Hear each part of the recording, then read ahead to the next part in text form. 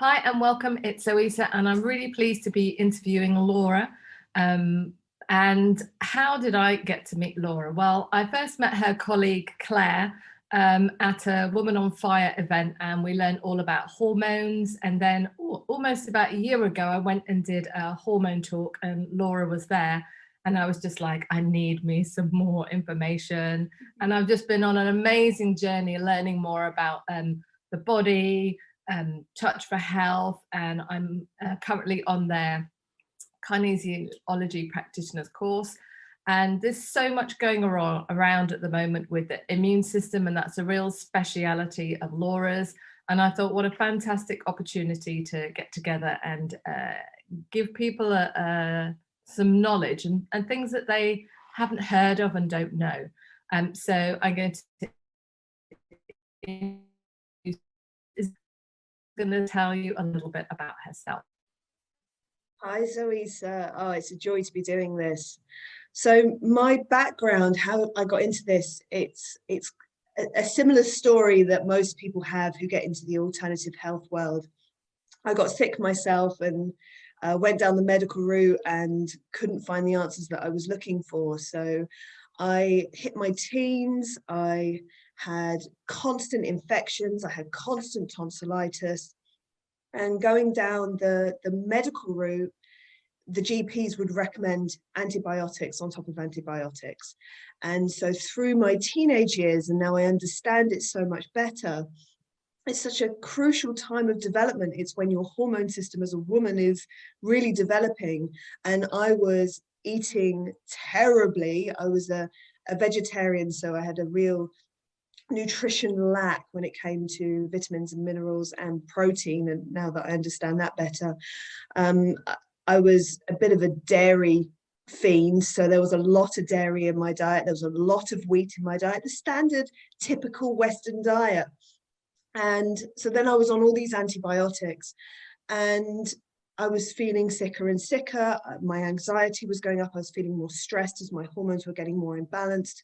And I'm going to talk more about this interplay between the gut and hormones and stress and how they are all working together. And so when I was 20, I'd had tonsillitis so many times that the doctor said, look, we're just going to take the tonsils out. And this is a typical route that I've seen with my clients and in my practice, that there was never a question of what was I putting in my body in terms of food, how was I dealing with stress, what were my hormones doing, what was my digestion doing. There was none of that conversation. It was, there's something wrong with the tonsils, they've got an infection, let's kill the infection.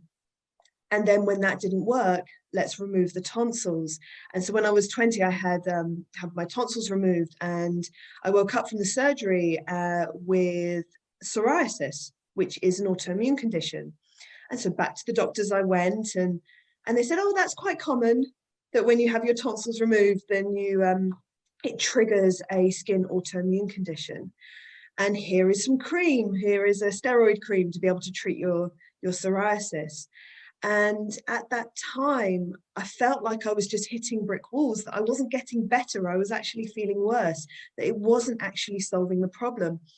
And the turning point for me was a friend of mine had seen a nutritionist and said, you should go and see a nutritionist who helps with skin. I went for skin, and she took one look at me and she said, I bet your digestion, you don't digest very well. And I was fascinated. How can you look at me and know that my digestion doesn't work very well? And that was the beginning of the, oh my word, okay, so what I put into my body is what I get out of my body. And so that was my early 20s.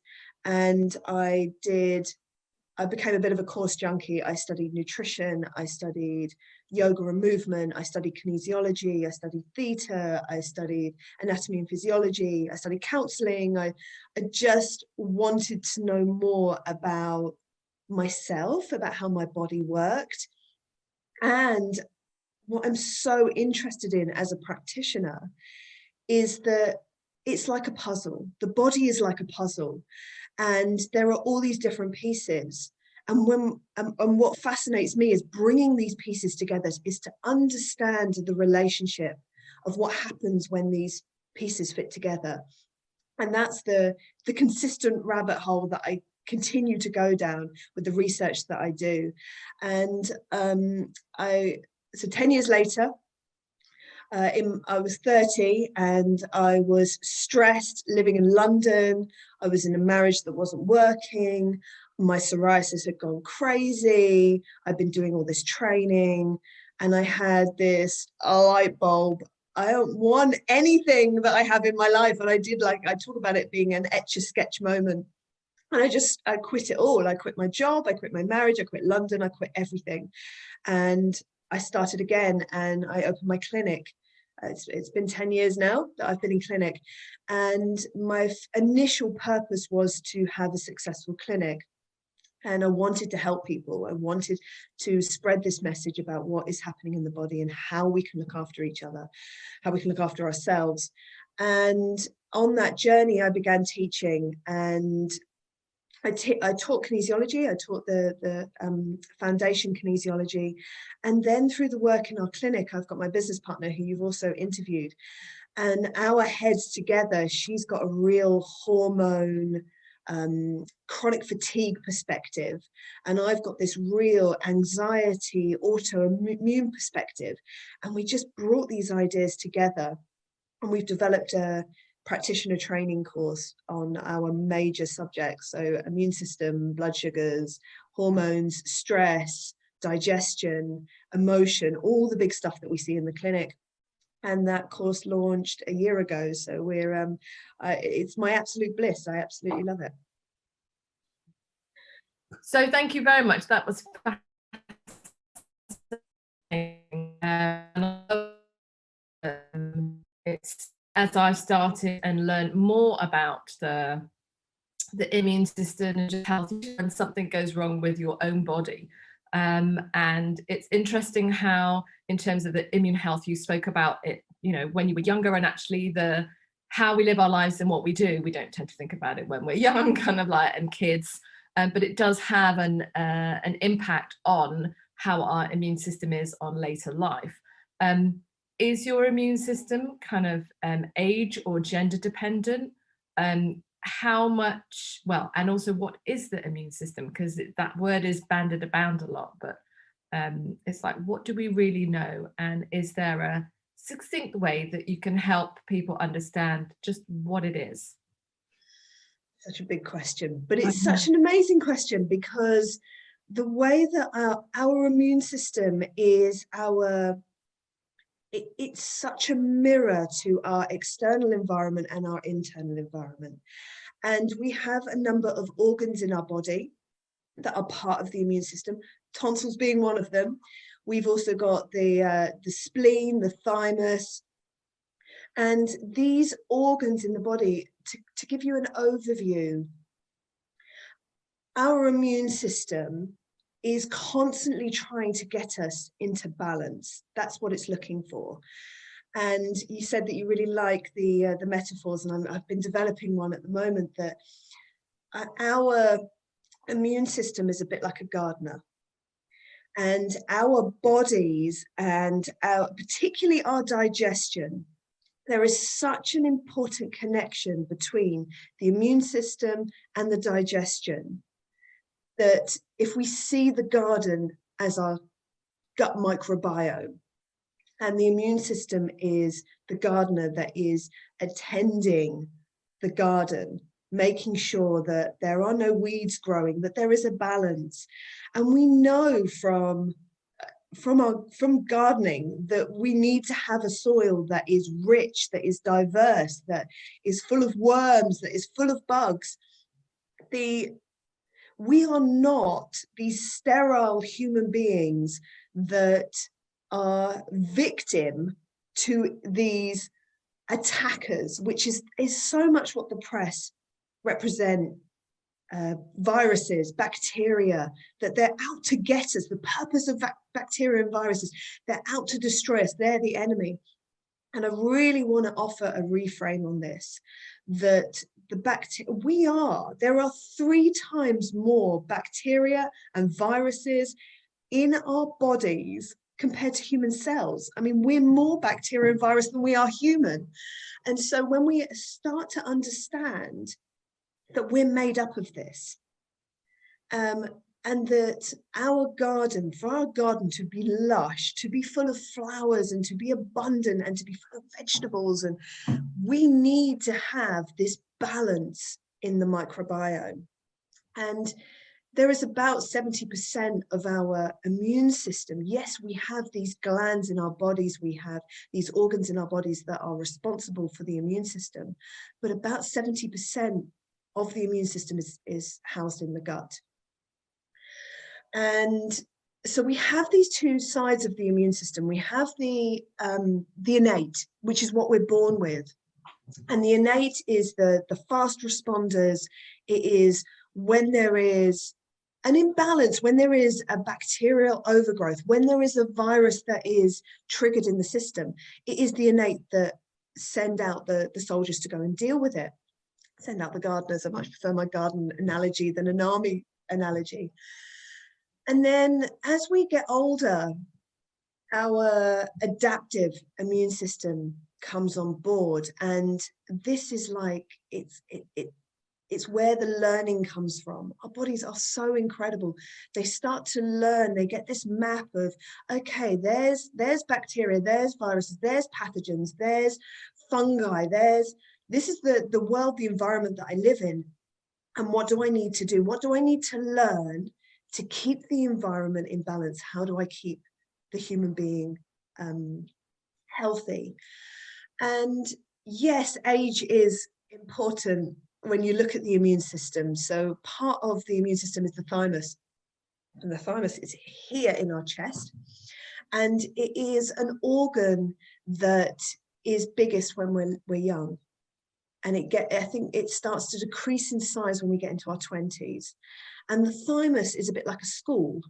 It's where, so we talked about these two sides of the immune system. So we've got the innate, the quick fire response that we're born with, and the adaptive that we learn and we build through age.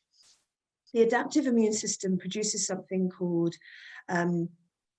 we get our B cells and our T cells. And the difference between the B cells and the T cells, the B cells, they attack, they balance pathogens, viruses, bacteria that enter the body. T cells are more to do with our cells that have been infected. And the thymus is where the T cells go to school. It's where they come out of the bone marrow. They're originally B cells, and they go to the thymus to go to school to learn how to live and how to be and how to work. And so our thymus is biggest when we're young because our adaptive immune system is doing so much learning, because we're now in the environment and we're having to adapt and learn and figure it out. And so as we age and the thymus shrinks, our immune system does start to be impacted. There's also an interplay with gender. When we look at the hormone interplay, so estrogen, for example, is an immune stimulating. It stimulates the immune system, and human beings have the balance of estrogen and testosterone, but women have more estrogen. Estrogen is part of our female cycles. And so this is why we see that 75% of autoimmune conditions are women, because we have more estrogen. So we have more of the stimulating hormone.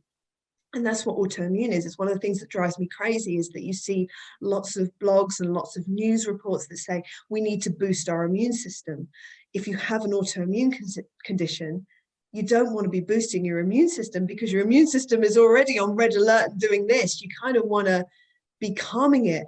And how we work in the alternative health world is it's not about suppressing.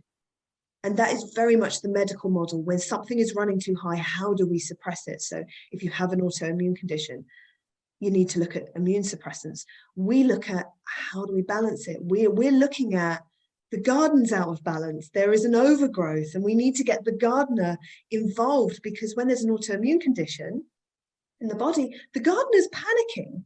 He's overrun with difficulties in the garden, so he's running around trying to get the garden into shape. And so what I'm so passionate about is asking the question, why is the garden going crazy? Why is the gardener having to do so much work?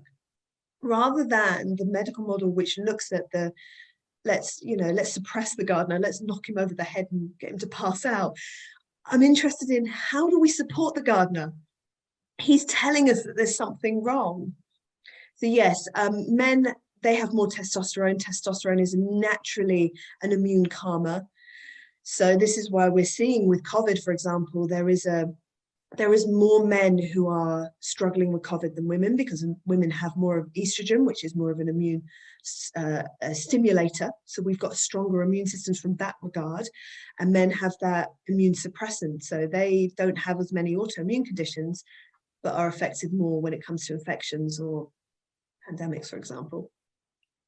Fantastic, thanks. I love that analogy about the gardener and the different, again, how to support it. And also, really, I guess one of the things that I'm really passionate about is when it comes to movement, the body, exercise. So my background is, that's where I come from, is working with the physical, and then it's kind of led me down this hole to, it's not just the muscles, and it's like everything is interconnected. And just when you thought you know more, it's like then you can kind of take a deeper delve.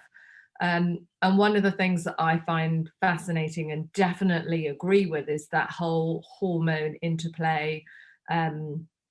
And I myself have noticed that even the different kind of seasonal times of the years, it's like there are different immune responses. And I know for myself and kind of some of the people that may be watching this or that I see, it's just like, oh, it's just my age, my nose has started streaming, or I've got that nasal drip. So I was having kind of ear, nose, throats, recurring sore throats out of a 12-week period. It's like my immune system would be on overdrive, and literally always have a 12-week period. I'd only be kind of like fairly good for like maybe 3 or 4. And that was having gone through C-section operations, and then my body just started getting over that, and it was like, oh, now you've got cancer. I had the skin cancer removed, everything's kind of all clear and everything. But it wasn't until I went through the whole kind of removing the fibroid, which is why I had the C-section, and then they put me in early menopause with all their medications to shrink it, and that didn't work. And then I was just like, I've never been so ill, having kind of gone through all of that. And so my journey's really been to kind of go, well, literally pick the puddle. And it's just like, why is the system, what is it? Nobody teaches us as you're growing up. Is just like, well, what is your garden? And it's just like, well, if your garden is having an overgrowth somewhere, and it's out of balance, and I like that idea of the bees balance and the teas go to learn. teach me the teas, and then they'll learn and they'll go and disseminate the information. And then actually the other thing which I was fascinated by is how, as well as the importance of the garden and the immune system, is that whole ecosystem does have an impact on like the muscles, your alignment and your posture. Just like when you walked into the clinic and your lady was like, are you having digestive problems? It's like, how can people begin to understand that actually just by looking at your skin, your mannerisms, your feelings, your emotions, just how your body is holding it yourself, or that movement that it's like, oh, I used to be okay, but I'm getting so many people over the last few months are like neck, shoulder pain, frozen shoulder. And I'm like, you may think that it's just because you've overdone it or you haven't been walking as much. But it's like, there's so much more to it. It's like, come back. It's like, hello, everything's interrelated. So how would you speak to people about that side of things? Oh, that's a great question. So if we look at our immune system as a bit like the canary in the coal mine. So again, it's that when our immune system, if we're constantly getting infections or if there's an autoimmune condition, there is this piece of what is going on underneath? Why is this reaction happening? And I want to take the garden analogy further, because it's a way that I love to think, and I think it really helps people understand what is going on in the body. So if our garden is our gut, and what the soil and the nutrients that the gardener is putting in, this is our diet. These are the foods that we put in. And food intolerances is one of the first things that I will be looking at when there is a triggered immune system, because what happens if we are putting foods into our body that our body cannot digest, then the garden is going to start to go out of balance. If we've got a garden that we're trying to grow vegetables and we are pouring waste onto it, we're pouring rubbish onto it, we're not ever going to expect that garden to grow. So it is the same with our bodies. And the big common food intolerances that we see, unfortunately, is the Western diet. It is wheat. Wheat was modified in the 1960s by a guy who won the Nobel Prize for it, a guy called Norman Borlaug, because he was recognized with his genetically modified wheat grain. He developed what is called the dwarf grain, the dwarf variety. And wheat is traditionally very tall and very susceptible to disease and to the weather. And so with his new variant of the dwarf grain, the wheat fields were much shorter and more disease resistant. So farmers were able to grow a lot more wheat, and it was able to harvest, and they were able to make money. And he was known as the man who saved 1 billion lives, because he actually managed to get wheat production up and be able to feed more people. The missing part of the puzzle was, is the wheat grain digestible? Can we digest it? It is disease resistant, but it's also quite indigestible. It's by genetically modifying the grain, all the nutrients were stripped out. You know, nature is so wonderful. It packs all our food, all the natural food, with the things that we need in our body.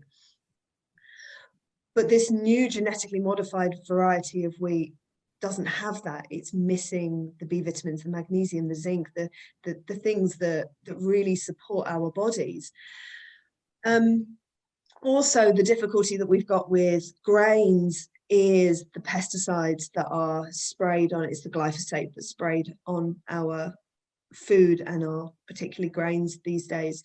And these are designed to kill pests, kill the things that eat the food. And so what happens when we digest these pesticides is that we are starting this incredible garden balance of the microbiome. We're starting to change it. So we're ingesting these pesticides, we're ingesting a modified wheat grain that we can't absorb. It's very inflammatory. It's a gut irritant. And so what we're starting to see is something called gut permeability, or leaky gut is another way of describing it. And it's where the tight junctions in the small intestines, your small intestine's about here, it's in the middle of your body. And the small intestine is designed to take all the goodness from our food and distribute it around the body. But the small intestine gets irritated by these foods, by these grains and these pesticides. And so these tight junctions that are designed to allow the goodness through become more open. And so we're starting to let more particles of bigger particles of food that we're intolerant to through that barrier, and it gets into the bloodstream. And there's our immune system going, hang on a minute, what's that? What's that in the bloodstream that shouldn't be there? And so it goes on an immune attack. And so we're eating these foods. The other big one that we see is dairy, because of the way it's produced, because of the quantity that we eat it in, the way the hormones in the milk to be able to keep the cows milking, the antibiotics that the cows are having to be treated with to stop them getting mastitis. So dairy is another big issue that we see with food intolerances. And particularly, you were talking about that nasal, blocked up nose, drippy throat, blocked ears. The first thing I go to is wheat and dairy. Mm-hmm. So we're putting these foods in, and they're coming through the leaky gut is allowing them through, and it's triggering the immune system. And then we go to the doctor, and the doctor says it's your immune system that's the problem. And we go, no, come back to the garden analogy. We're putting rubbish on the soils, and our garden is like, the bacteria is overgrowing, all the flowers are dying, the vegetables aren't growing. And what we're doing is we're just blaming the gardener, but he hasn't got the tools to work with creating this gorgeous garden. And we talked about hormones and stress, and how does this play in with the immune system and the digestion? So if we take our garden, the way I see hormones, the way I see stress, first of all, is the weather. So if it is, a climate change, horrendous rain, torrential rain that's coming down, flooding the garden, nothing's going to grow. If it never rains and it's constantly sunny, nothing's ever going to grow. So when we're in this period of stress, it's like the weather system is out of whack. And our hormone system I see as being the seasons. So things are meant to grow in the summer, and things are not meant to grow in the winter. And it's when our hormones are out of whack, it's like constantly being in the summer or constantly being in the winter. Our seasons aren't working. So when we start to get this overview of all of these different systems are playing a role in what I'm going to get out of my garden. The produce that you get out of your garden is how you feel, is how well you feel, it's the energy that you have, it's the way that you live your life, it's the emotion, it's feeling emotionally stable. We're starting to really understand that when our gut microbiome, when our hormones, when our stress levels are out of balance, then we get an increase in anxiety and depression, and our emotional system as well becomes disrupted. I also want to talk about the liver and the kidneys, because we talked about our lymphatic system. And what our lymphatic system does, there is twice the amount of lymph in the body than there is blood. But our lymphatic system doesn't have the heart to pump it round. It requires movement. It requires our gardener to move around the garden to be able to do his job. So one of our jobs to keep ourselves healthy is movement. And so lymph is made up of white blood cells. It's also made up of fats and proteins that it's picked up from the digestion and distributes it around the body. It's also involved in water balance. And what it does, lymph goes around and it cleans us up. It cleans the body up, and then it takes the waste to the kidneys and the liver.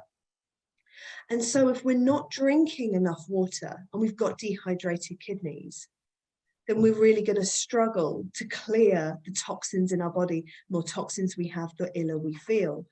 And so supporting the detox channels, the liver and the kidneys, is also so important. So this looking at the body in an entirety, rather than just looking at the immune system, that is when we're going to get underneath the disease.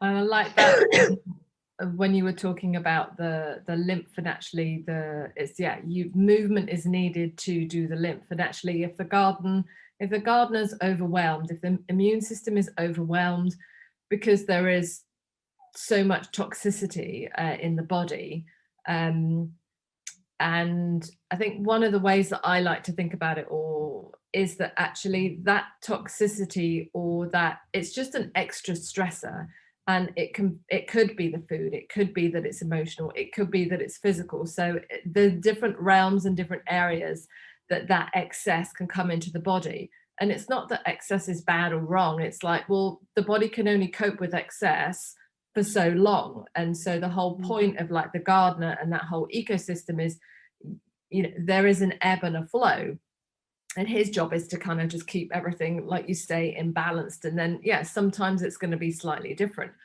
but actually when things are overrunning, or it's just like you can't get on top of it, it's like that overwhelm, then it's like it's harder to move. We get those aches and pains in the body. I myself have noticed it's interesting when it comes, to the stomach. There are certain muscles that are linked to the gut and are linked to the stomach, and you kind of like see people with their shoulders hunched or up around by their ears, and then it's like the hip knee pain, or have to have a knee replacement or shoulder, frozen shoulder. It's like those things in and of themselves, it's just like they're just a symptom. It's like if you come back to that whole garden analogy and the ecosystem, and you know, we need movement to kind of to help everything move around, and it's also the right type of movement. And I think it comes back to, like you were saying, it's like the immune system, it's like it needs to kind of fire up and go, yes, yes, yes, I've got you, fair enough. And then it needs to be able to calm down. But if there's so much stresses and there's excess, it's like if there's too much power going into the system, then it's like the body can't cope. Then the muscles have a reaction as well as the gut. Are there particular postural types or ways that you see people holding themselves when you know in that you're like, I need to have a look at the immune system? Yeah, the relationship with posture and organs is a fascinating one, and it is the foundation of the work that I do, and I know that you do as well. This was developed by George Goodhart in the 1960s. He was a chiropractor who started to identify that there were muscles that had a neuroconnection by the nervous system into organs. And so he was the first person to start noticing, like you said, that people who are hunched over, who were coming in with shoulder pain, saying, fix my shoulders. And he's like, well, it's not the shoulders that are the problem, it's the chest, it's the pecs. The pecs have collapsed. Why is that? And he saw that this connection from the pecs into the stomach, and they were eating rubbish and they weren't digesting properly, and they were maybe on Gaviscon, or they were taking medication to control their stomach acid. He was able to make that connection of this shoulder pain is coming from the fact that the chest isn't working, which is coming from the fact that the stomach isn't working. And so from an immune system point of view, we've got a couple of muscles in the body. We've got the infraspinatus, which is a muscle in the back of the shoulder. It's underneath the shoulder blade, and it's quite a deep muscle. The infraspinatus is linked to the immune system. So yes, very much I see shoulders. But then if you think about our immune system, we've got the tonsils, which is the first pathway through the throat. We've got our spleen. Our spleen is here in the chest. We've got our thymus, which is also here in the chest. So this area and the top of the shoulders is very much what I see as, and the neck is also, the neck tends to be on the stomach meridian, but like we said, the stomach is connected to digestion. If the digestion isn't working, your immune system's going to be off. So very much in this area is what I would be working on for the immune system. And I know that when I've got a client who comes in, or myself, when I feel like I've got a cold coming, the first place I go to is rubbing the lymph, getting massage or moving the body, doing yoga or stretching or any kind of movement in this area to get this lymph drainage moving so that we can start to clear and support the immune system is a really important thing. Brilliant. And yeah, so the chest and, you know, emotions, and there's so many analogies, and it's like taking things to heart, or you know, I can't stomach it, that just reflect. It's like we know on some level, we do know, but it's like that information has been lost. And yeah, it is really fascinating how everything it is interlinked on one level or another. But the good news is we can help and support our bodies. And so even just doing some basic movements, like you were saying, just to start that lymph system going.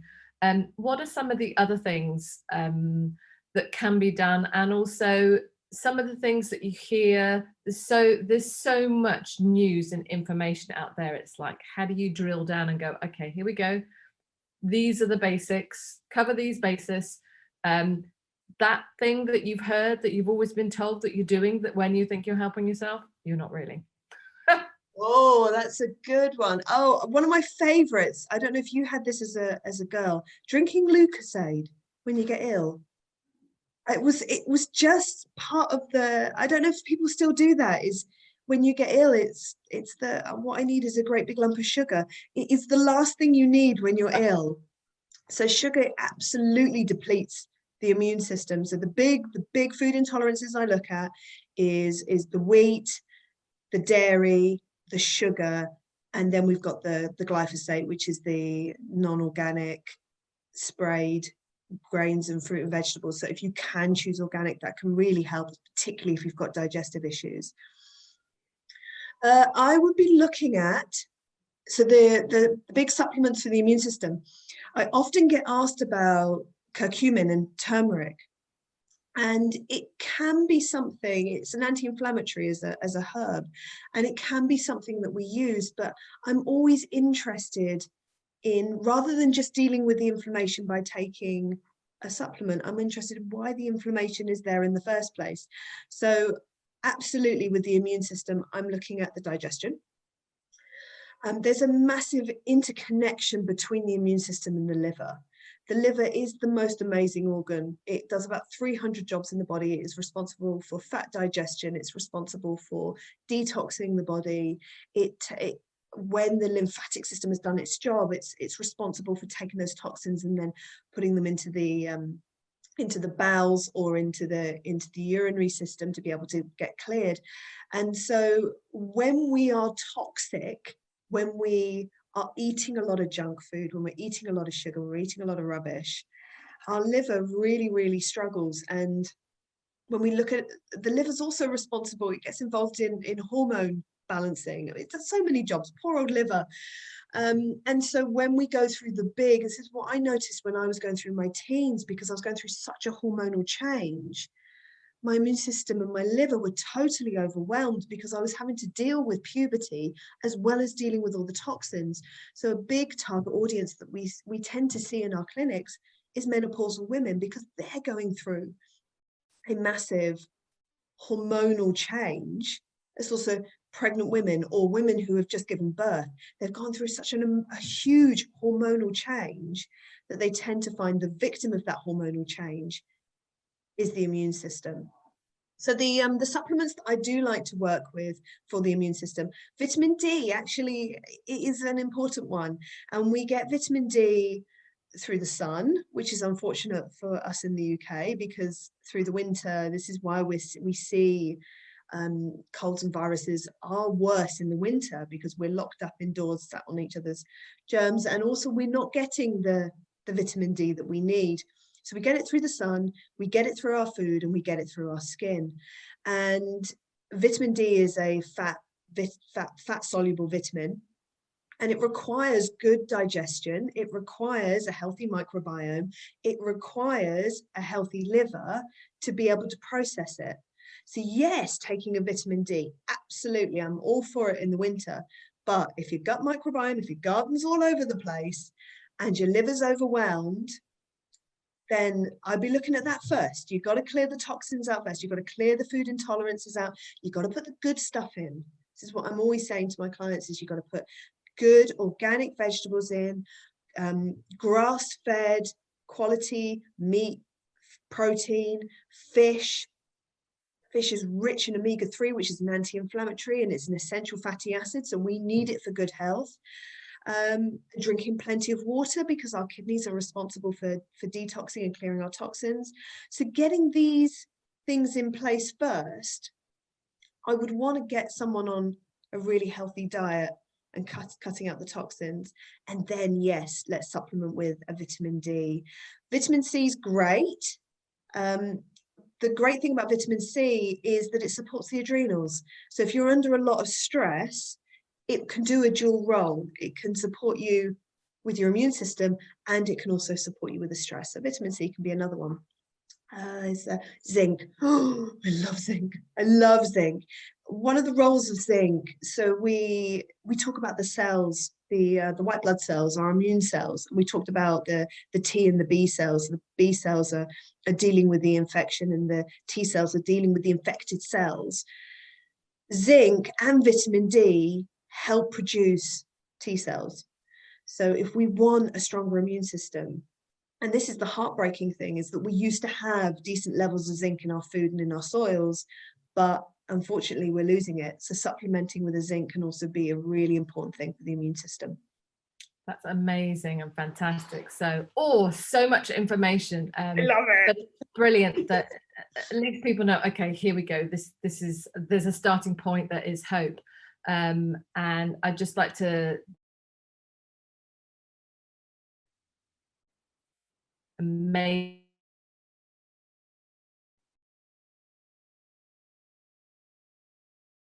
Like I am do the kind of, and is my speciality.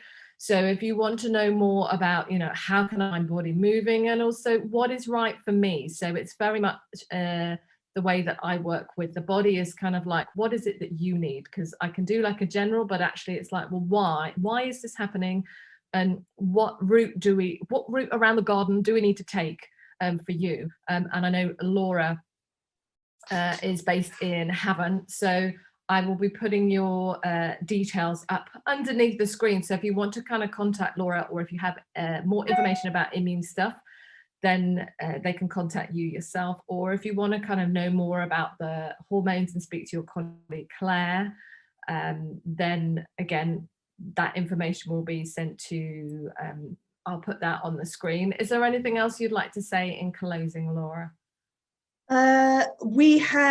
We've got our YouTube channel, so if you're interested in this, then we've got a wealth of free information. We also have created something called a symptom assessor, which is a short 2-minute quiz where you are able to put in what is going on for your body, what your symptoms are going on, and it will give you a very clear direction. Okay, you kind of need to be focusing on this first. This is something that we are very passionate about, is you got to get the things right in your garden first, exactly as you say. And there is an order to be able to do this.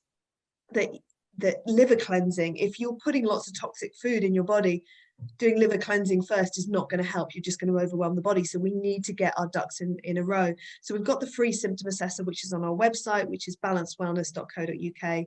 And yes, we do.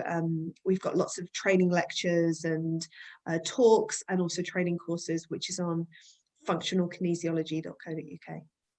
Fantastic. Well, thank you very much. And then what I will do, as I said, is I'll get all of that information, and also get Laura to send me the link, so that if you want to know anything more, then you can just push that button, type in that link, and then have some more access to that information. So once again, so much with the immune system. Thank you ever so much for joining us today, and have a lovely rest of the day. You too. Bye-bye.